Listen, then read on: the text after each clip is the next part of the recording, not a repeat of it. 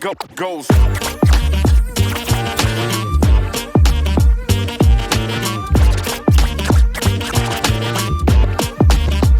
Bien, nuevamente bienvenidos, bienvenidas. Vamos a dar paso a la última charla del día de hoy de este tercer Salón Internacional de la Historieta del Biobío.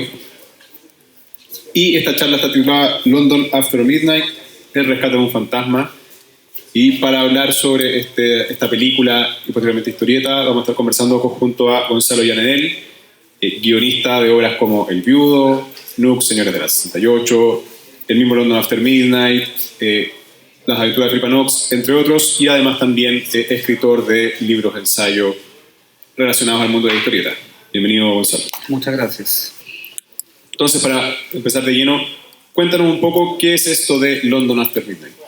Bueno, que no se alcanza a leer ahí, dentro de la industria del cine hay un concepto que entre los seguidores de culto que es el film perdido, que son aquellas películas que no se encuentran en ningún tipo de archivo y no hay forma de recuperarlas o solamente existe una que otra pista, fotografía o la banda sonora en algunos casos. Como bien dice acá, la mayoría de estas pertenecen hasta antes de los años 30 y la Biblioteca del Congreso estadounidense, sobre todo que es la más grande que hay al respecto, dice que no hay forma de recuperarlas. También entran en este grupo aquellas películas que han sido muchos años después encontradas pero son irrescatables, como el caso de La Carpeta de Bagdad, que fue rescatada desde los restos de Lusitania y no hay forma de salvarla. ¿Y cuál es la importancia de London After Midnight en particular? Ya, lo que pasa es que a través de los años hay diferentes películas que se han ido encontrando y que han tenido mayor importancia. Pasó, por ejemplo, con Nosferatu, que dentro de todo fue reconstruida a partir de diferentes copias que no se quemaron cuando lo ordenó la Corte de Justicia en su momento, o La Pasión de Juana de Arco, que en los años 80 fue encontrada en la bodega en el desván de un manicomio, ¿ya? En este sentido, de todas las películas más buscadas, London After Midnight se convirtió en un objeto de culto porque tiene varios factores. Por un lado, es uno de los últimos trabajos de Lon Chaney, El hombre de las mil caras, en colaboración con el director de Browning. Lon Chaney fue la primera estrella del terror que tuvo el cine estadounidense. Era una persona que venía muy de funciones secundarias, pero con su capacidad histriónica y su experticia en el maquillaje, logró consolidarse en títulos como El fantasma de la ópera o El jorobado de Notre Dame. London After Midnight se convertía en una película que había tenido un gran presupuesto y tuvo una muy buena recepción en 1927, aunque el director no quedó muy contento y años después rodó una continuación, o sea, un remake, La marca del vampiro con Bela Lugosi. El tema es que con London After Midnight se da el caso de este coleccionista estadounidense Forrest Ackerman, que es conocido como el mayor fanático de la ciencia ficción que hay, quien adoró la película y en su revista Famous Monster of Filmland la empezó a ensalzar mucho y hablaba muy bien de ella, así como recogiendo también los comentarios de época, mientras que otra gente de aquellos años no la recordaba mucho por ser muy memorable, la encontraba más o menos aburrida en relación al elenco, con excepción de lo que hacía Jane. Pero todas estas dudas quedaron más aún en el aire cuando en 1965, por la mala mantención de las películas, estas provocan un incendio en la bodega de MGM donde quedaba la última copia y desde entonces no se ha visto ninguna más. Y de ahí el interés empezó a crecer. Salieron en los años 80 algunas versiones falsas, se decían que en algunos teatros las estaban poniendo, en algunas revistas fantásticas había gente que daba entrevistas que la había encontrado y después la había perdido, y por eso se termina convirtiendo en un film de culto que mucha gente persigue. Se cree todavía que anda dando vuelta una copia, hay bandas góticas que tomaron el nombre, y de ahí que llamara tanto la atención de muchos de nosotros.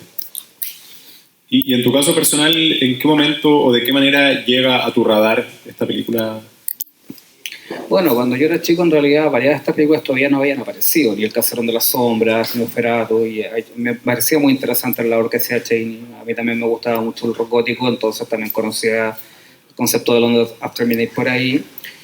El año 2002, yo ya estaba muy metido en ese rollo, descubrí que TCM había mandado a hacer una reconstrucción de lo que pudo ser la película a través de fotogramas. Las fotografías que tenían guardadas armaron una película que en realidad son fotografías, entre comillas, animadas, de 48 minutos de duración. Eso me llamó mucho más la atención porque se parecía a la marca de vampiro de Bela Lugosi de año 35, con Carol Borland. Luego descubrí que era un remake y de ahí empecé a intentar buscar más información. Y recuerdo el año que me dice, o sea, estuvo casi, considerando que el cómic que luego hicieron con Kika Alcatena salió en 2019, 2020. 2019. 2019. Son casi 20 años, entonces, con la idea en la cabeza de rescatar esta película, ¿o es posterior las ganas de hacer algo con eso? Bueno, la obsesión la tiene mucha gente. Se han hecho novelizaciones. También hay gente de editoriales pequeñas que ha intentado reeditar la novela original, que es la de la Mary Fulch que tenemos ahí, que fue como una de las primeras souvenirs de películas que salió, que fue la novelización de entonces. También por un lado salió una versión francesa de la película que le ponía más elementos eróticos, y entre medio una que era bien curiosa, que era una revista que se llamaba Voice, en la cual toda la semana mandaban a un empleado a ver una película. Tenía que volver a la oficina y tenía que resumirla, pero resumirla como si fuera un cuento. Entonces el redactivo tenía que escribir una novela basada en la película que veía. Esas fueron las tres únicas fuentes que daban vuelta, y yo las leí en su momento, y todos los años yo tiraba la broma de que para el aniversario de la muerte de Lon Chaney, que sería bueno que el dueño de la última copia la liberara. Y en eso el Oscar Salas, que uno de los editores con los que trabajo, me escribe y me dice: ¿no te atreves tú a convertirla en una historieta? Y yo, sin pensarlo mucho, dije que sí. Y ahí es que es donde empieza todo el proceso más pesado. Y cuéntanos un poco de ese proceso. ¿De qué bueno, recién comentaba un poco algunas fuentes que utilizaste, pero cómo fue eso de hacer un guión de algo en el fondo que nunca viste? Más allá que pudiste leer el guión también. Bueno, en realidad los guiones casi siempre yo los tomo como si fueran puzzles, entonces trato de despejar la incógnita. Y lo primero era tratar de llegar a una versión coherente, porque, como contaba, el folletín francés de London After Midnight era mucho más erótico. La versión del tipo que vio la película en Isla Transhuman Boys se mostraba 2 asesinatos, mientras que en la novela de la Mary Fulch muestra un asesinato, así como la de TCM, la versión reconstruida. Entonces Laga tenía que llegar a una síntesis que fuera coherente, y tratando de que los personajes fueran suficientemente interesantes también. Aunque en eso, por supuesto, que ayudó un montón ver primero la marca del vampiro, porque ahí ayudaba a entender un poco lo que quería hacer Browning. Ahí tenemos versiones falsas de cuando quisieron vender DVDs falsos sobre la película y exhibiciones, o este montaje falso como que le habían pasado en la tele alguna vez. En esto fue fundamental esto, que son las reconstrucciones que te contaba hace un rato, y también la labor del Kika Alcatena, que resultó ser el dibujante ideal para esto. ¿Y cómo llega Kika Alcatena a sumarse a este proyecto? Yo había conocido a Quique un año antes, cuando vino a un evento en Santiago. Congeniamos bastante. Yo era fan de su trabajo de la época Scorpio, particularmente Acero Líquido. Como yo antiguamente hacía recorridos particulares a Santiago sobre crímenes, me preguntaban si podía servirle de guía, así que esa vez le hice un tour, también congeniamos, empezamos a conversar más. Y luego, cuando yo estoy trabajando en el guión, Oscar Salas me confirma que la persona que va a dibujar London After Midnight es Kika Alcatena.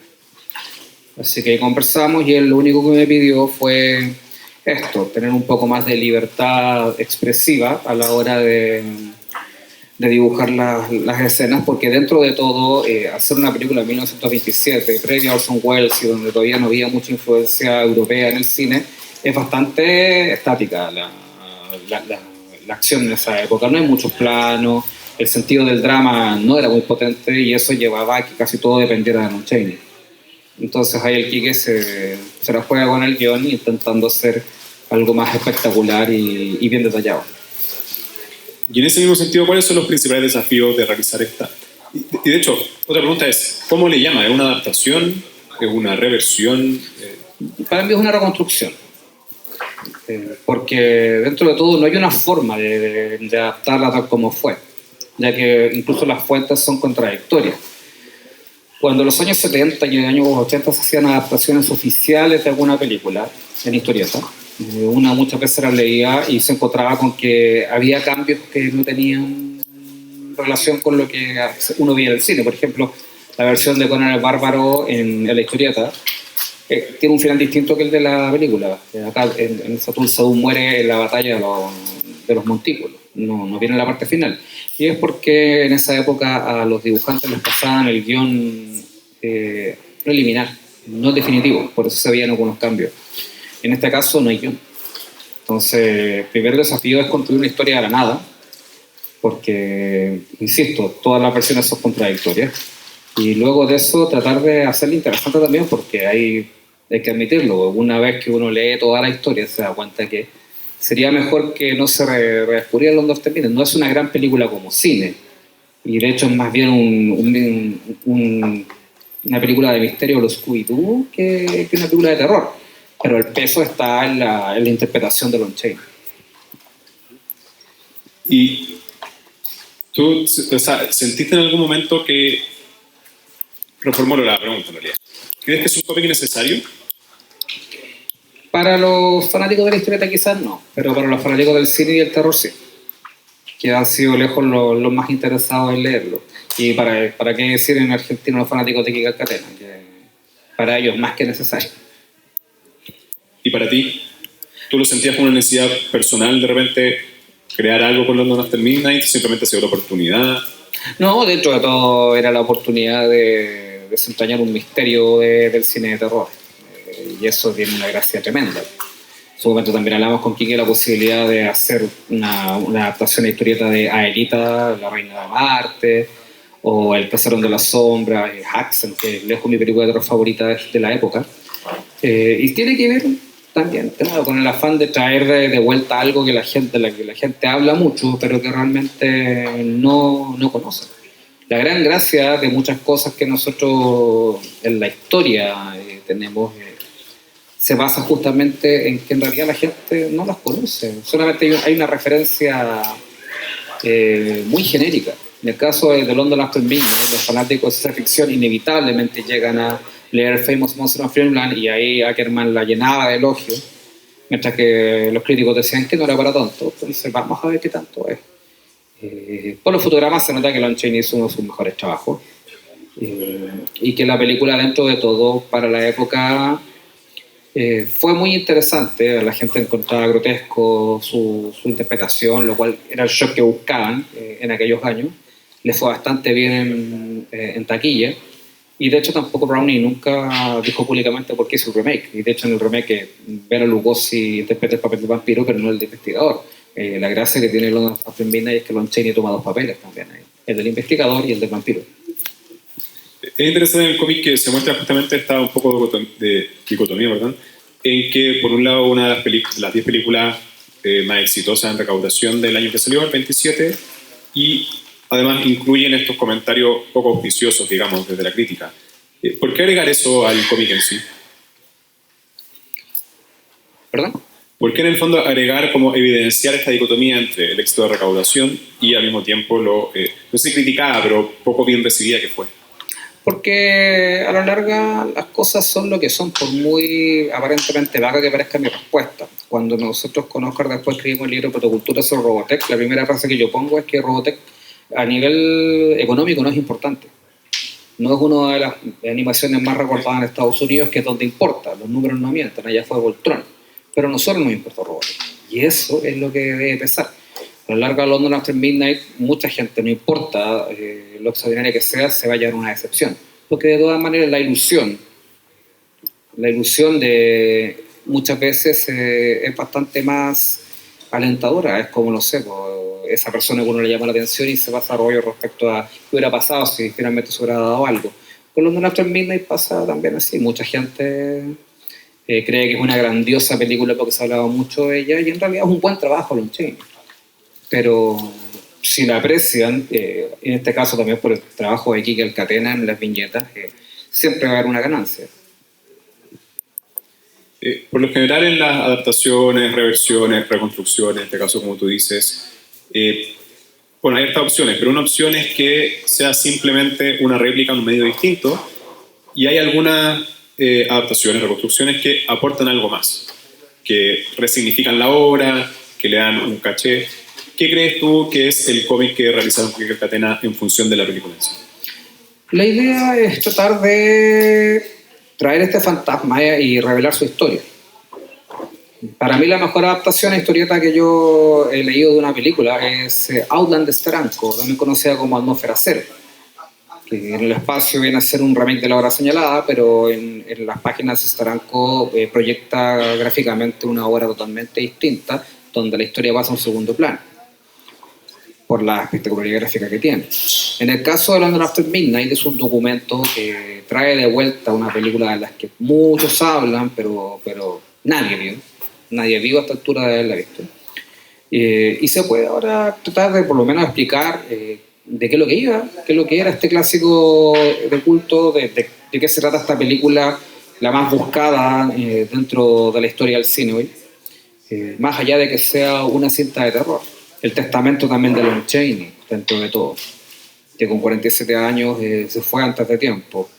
Y se puede, de una u otra manera, con el trabajo del Quique, tratar de apreciar un poco el talento que tenía él como, de nuevo, la primera estrella de terror que tuvo el cine. Recién adelantaba un poco de lo que te pidió que el Catena, en tanto cierta libertad creativa, sobre todo en la imagen de Lon Chaney y cómo él lo grafica. Pero ¿cómo funcionó su método de trabajo en conjunto? ¿Tú le entregaste simplemente el guión? ¿Fue un proceso a la par? Cuéntanos un poco del proceso de trabajo entre los dos. Fue más o menos como suelo trabajar yo y encajado súper bien con él, en el sentido de que yo hago un guión muy técnico para que lo interpreten, no para que lo sigan. Y con eso, por ejemplo, no sé, pues hay escenas dentro de London After Midnight que se sabe que están, pero no hay fotos, donde la vampira vuela. ¿Ya? Acá teníamos que poner eso. Hay una serie dramática de Chaney desde una ventana. Entonces ahí el Quique desplegaba todo su gusto por lo clásico para ver también imágenes más impresionantes y el detallismo arquitectónico y estético de la época. Yo ahí trato de no involucrarme mucho porque yo también veía que su entusiasmo va respaldado por un talento que habla mucho de su oficio. Entonces, yo la verdad, cada página la recibía muy contento porque sabía que no se trata de una obra suya ni mía, sino que estábamos tratando de traer de la mejor manera un clásico y en eso queríamos ser lo más rigurosos posibles también. Y entregar una versión de calidad dentro de todo, porque haberla hecho de una forma plana no tenía tampoco mucho sentido.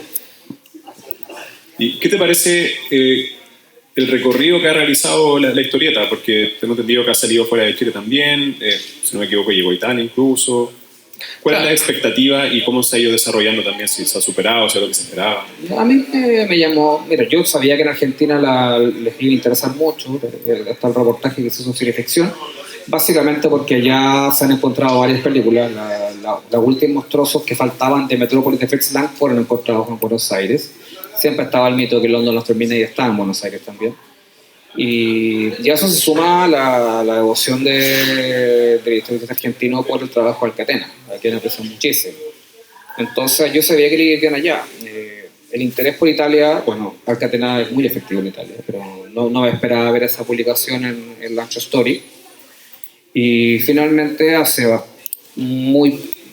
relativamente pocos meses, está la portada de Lancho Story, supimos que salía en Brasil ahora.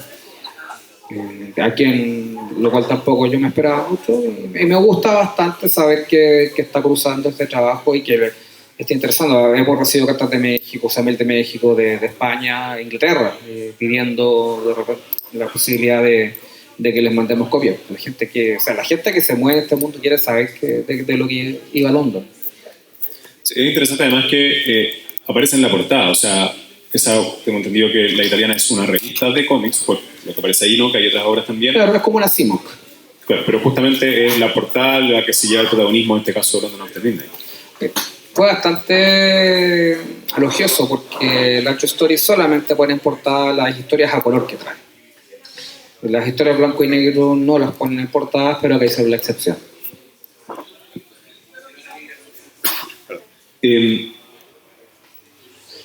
Dentro de esta internacionalización, el interés que hay, bueno, recién comentabas que creías que era más importante por ahí para los fanáticos del cine que de la historieta, esta obra. Y los de la cultura gótica también, que a veces les gusta también el cine y la historieta. ¿Te parece a ti que la historieta London After Midnight es una obra de nicho o debido a tu guión y al arte de Alcatena ha trascendido eso y ya no es solo para un público específico, sino que cualquiera puede y tal vez incluso debería leerlo?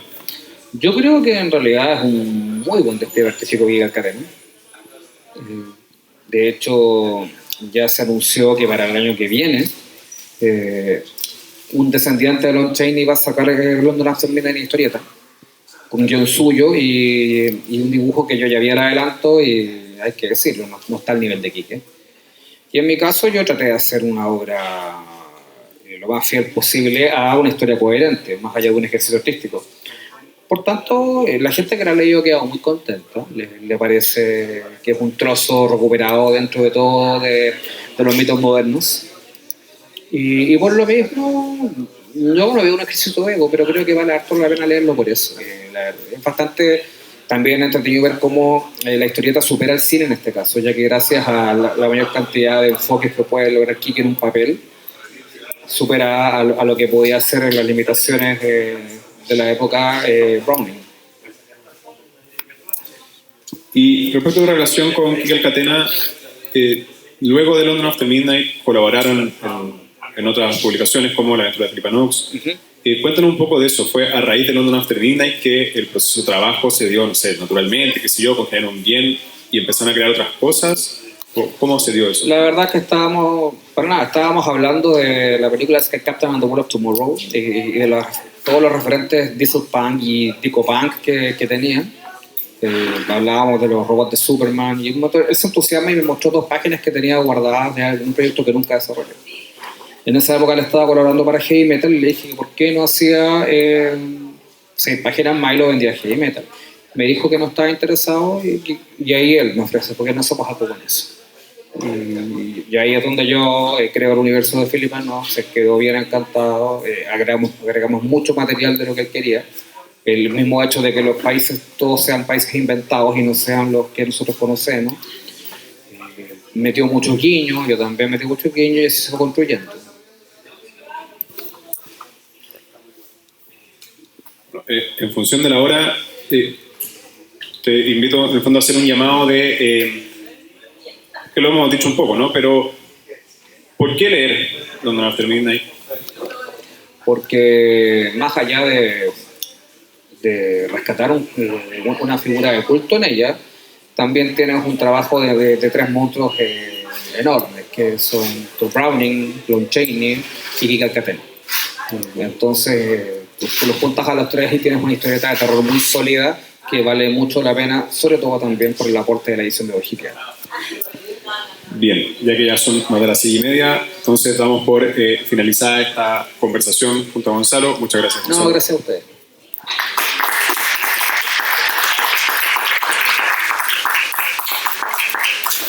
Y quedan todas invitados e invitadas para asistir nuevamente a este Salón de la Historieta el día de mañana viernes y también el sábado de esta misma semana. Muchas gracias.